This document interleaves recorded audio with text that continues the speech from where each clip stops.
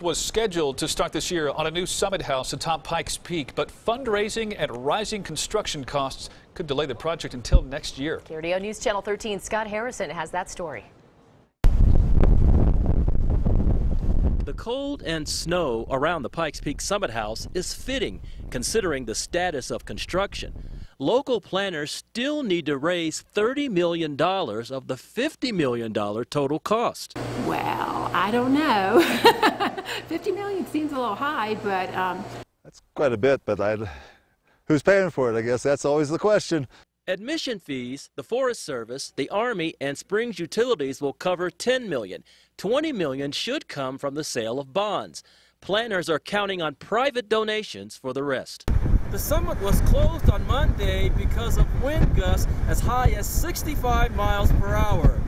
It highlights some of the difficulties of trying to build a new summit house in this type of environment.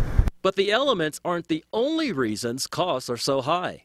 And it has increased a little, but we've also increased the scope of the project, I think. We have more restoration that we're planning, and we also have a facility where we're combining some of the former facilities that we're replacing up there, so it's a little bigger than originally planned. The city also needs to apply for an environmental impact study, which could delay the project further.